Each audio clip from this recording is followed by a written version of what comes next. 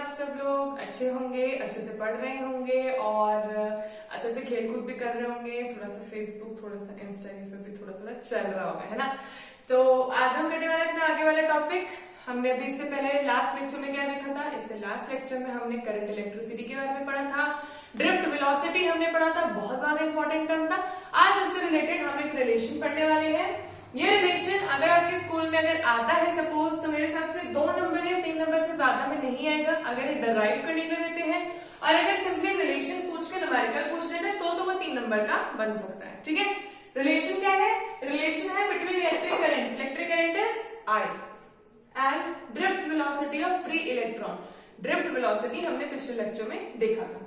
देखते हैं क्या चीज बोल रहे हैं। सबसे पहले डायग्राम समझते हैं। ये डायग्राम हमारा और भी आगे आने वाले डेरिवेशंस में लगेगा। खैर इजी है, तो इतना ज्यादा कोई रटने वाली चीज है नहीं। क्या है? हमने एक कंडक्टर बनाया है, हमारे स्क्वायर शेप में बनाया है। आप कुछ और बनाना चाहो तो आप कुछ और भी बना सकते हो। ठीक है, और इसको मैंने कनेक्ट कर दिया अपनी बैटरी से, साथ में एक स्विच लगा दिया है और अभी मेरा सर्किट क्या है? क्लोज्ड है। आपको पता होगा जब हम स्विच लगाते हैं तो ऐसे क्लोज्ड होता है और जब हम स्विच हटा देते हैं तो क्या हो जाता है? Open circuit. ओपन सर्किट का मतलब क्या होता है? कोई इलेक्ट्रिक करंट फ्लो नहीं करता। बट क्योंकि अभी हमें क्लोज्ड करने, हमें मतलब करंट दिखना है ना, तो करंट देखने के हम क्या करेंगे? सर्किट को क्लोज। अब देखो, हमने डायरेक्शन के बारे में समझा था कि पॉजिटिव चार्ज जहां से होता है, इलेक्ट्रिक करंट की डायरेक्शन उस तरीके से होती है। अगर मैं इलेक्ट्रॉन्स की डायरेक्शन देखना चाहूं तो वो from negative charge to positive charge होगी। ठीक है, इस कंडक्टर की कुछ लेंथ है, that is denoted by L and it has a area denoted by A। Clear? Okay, हमें क्या पता है? Electric current is equal to charge upon time. ये हमने पढ़ा था लास्ट लेक्चर में। Electric current is the ratio of the charge to the time taken by the charge to move. तो Q बाय T हो गया।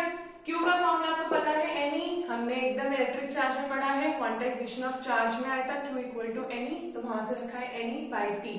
अब मैं इस पूरी वॉल्यूम ऑफ द कंटेनर के लिए, मतलब कंटेनर बोल रही हूँ, conductor, volume of the conductor के लिए मुझे चेक करना है कितना चार्ज फ्लो हो रहा होगा, क्योंकि कुछ जो ये करंट फ्लो कर रहा है I, इसकी वैल्यू निकाली हमने Q बाय T।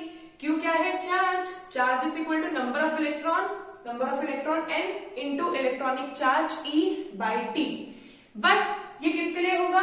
ये पूरी वॉल्यूम ऑफ द कंडक्टर के लिए होगा। तो मतलब जो भी ये चार्ज आएगा उसको वॉल्यूम से भी मल्टीप्लाई करेंगे, तब हमें पता लगेगा कि इस कंडक्टर में कितना करंट फ्लो हो रहा है। ठीक है, क्योंकि करंट ऐसे तो नहीं होगा ना कि ऐसे सीधी सीधी लाइन की तो बस ऐसे सीधी लाइन से निकल जाएगा, नहीं।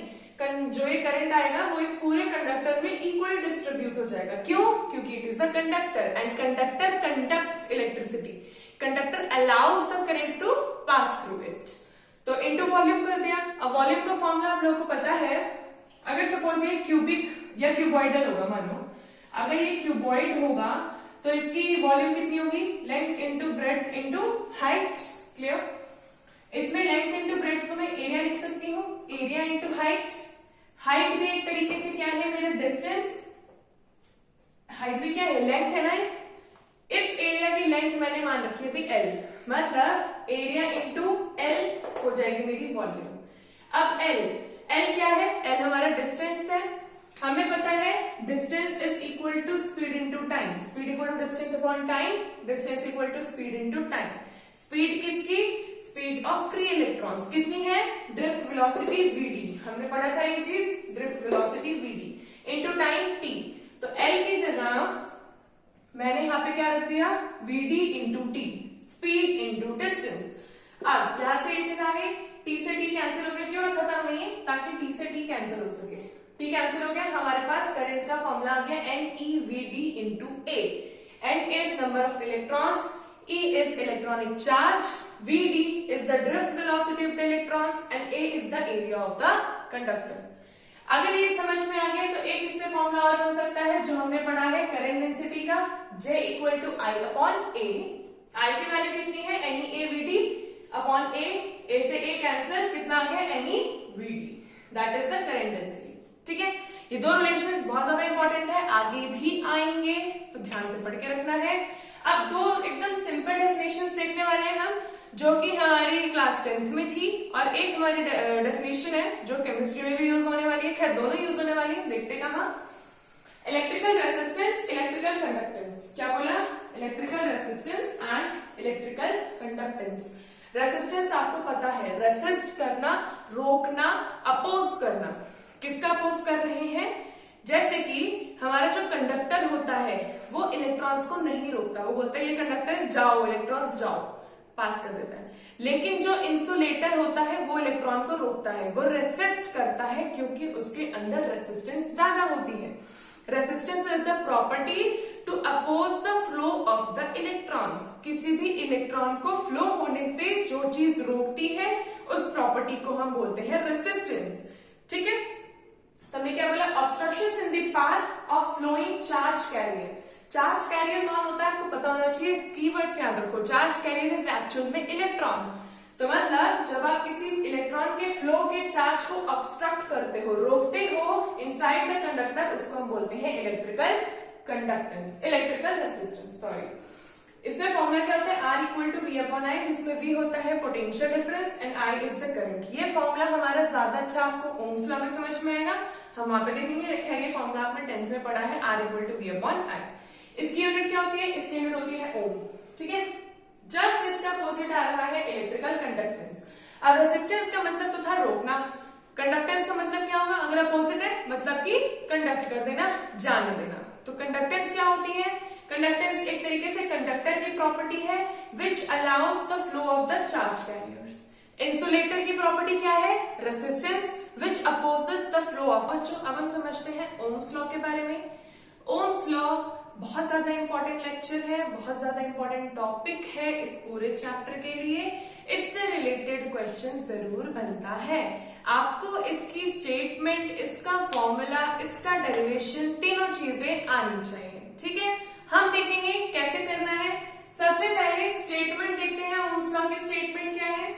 If the physical condition of a conductor are not going to change, what could be the physical condition of a conductor? हमने क्या बोला कि कोई भी फिजिकल कंडीशन, फिजिकल मतलब डिपेंडिंग अपॉन द नेचर, हो सकता है टेम्परेचर, हो सकता है प्रेशर, कोई भी ऐसी चीज जो फिजिकली कंडक्टर के आसपास प्रेजेंट है, अगर आप उनको चेंज नहीं करते हो, अगर आप उनको कांस्टेंट रखते हो, तो जितना भी वोल्टेज आप अपने कंडक्टर को अप्लाई कर रहे हो, जितना भी करंट उसमें फ्लो हो रहा है, उन दोनों का रेशियो हमेशा कांस्टेंट रहने वाला है। हमने क्या बोला?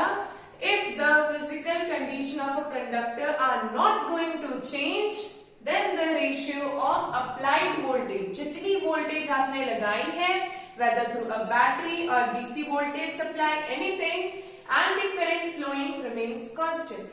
Voltage upon current remains constant. अगर ये कांस्टेंट रहने वाले हैं तो एक चीज क्या इससे पता लग रही है कि जो इनका हमारे पास ग्राफ आएगा, that will be a straight line, that will be always a straight line. क्यों? जितना आप V दोगे उतना ज्यादा I आपको देखने को मिलेगा, हो सकता है कम भी देखने को मिले, बट जो हमारी ग्राफ की लाइन आती है वो आती है एकदम सिंपल, एकदम स्ट्रेट। ठीक है, ओके। फॉर्मूला क्या मिला? V upon I equal to R। क्यों? कांस्टेंट होता है, इस कांस्टेंट को ही हमने नाम दे दिया R। R क्या होता है? रेसिस्टेंस, जो भी हम लोगों ने थोड़ी देर पहले देखा था। ठीक है, डेरिवेशन इसका बहुत इंपॉर्टेंट है, उतना ही ज्यादा इजी है, लेकिन इंपॉर्टेंट बहुत ज्यादा है, तो ध्यान से समझेंगे क्या है। देखो, सबसे पहले हमने बनाया अपना कंडक्टर। डेरिवेशन का सबसे इंपॉर्टेंट पार्ट क्या होता है? उसके डायग्राम। आप डेरिवेशन में डायग्राम कितना क्लीन बना रहे हो, उसके बारे में एक छोटा सा डिस्क्रिप्शन दे रहे हो, आपके 3 नंबर तो पक्के हैं। मैंने यहाँ पे कोई डिस्क्रिप्शन नहीं दिया है, आपको कोशिश करनी है आप खुद दो। डिस्क्रिप्शन बहुत सिंपल होगा और इंग्लिश में होगा। सबसे मेन बात, आपको अपनी लैंग्वेज में लिखना पड़ेगा कि आपने जो डायग्राम लिया है क्या कहता है। वो क्या कहता है? Let us consider there is a conductor of length L and area of cross section A. The ends of the conductor are connected to a battery and a switch. ठीक है, बस इतनी बात लिखना काफी है। क्लियर? हमने क्या देखा? हमारे पास एक कंडक्टर है जिसको हमने एक बैटरी से कनेक्ट किया है और उसमें से करंट फ्लो कर रहा है। अब एक बार देखो, जब हमारे ये जो इलेक्ट्रॉन्स प्रेजेंट है, हमें पता है इनके ऊपर कुछ ना कुछ लगता है फोर्स, तभी तो ये इलेक्ट्रॉन यहाँ से यहाँ मूव करते हैं। तो ये तो फ्री इलेक्ट्रॉन अपनी जगह पे बैठे हुए थे। तो क्या मिला? फोर्स ऑन इलेक्ट्रॉन कितना होगा? F equal to QE। कहां से आया ये हमने कूलम्स लॉ पढ़ा था अपना इलेक्ट्रिक वाले चैप्टर में, इलेक्ट्रिक फील्ड एंड चार्जेस में, वहां पे रिलेशन है। तो क्यू क्या है यहाँ पे, चार्ज कितना है, चार्ज उतना है जितना हमारे इलेक्ट्रॉन का चार्ज होगा, मतलब ई। ई की वैल्यू इलेक्ट्रिक फील्ड का हमने रिलेशन कर रखा है, मैंने आपको बताया था ये रिलेशन बहुत इंपॉर्टेंट होने वाला है, देखो हर जगह काम देगा। तो ई की जगह क्या रखते हैं, वी बाय एल, ठीक है।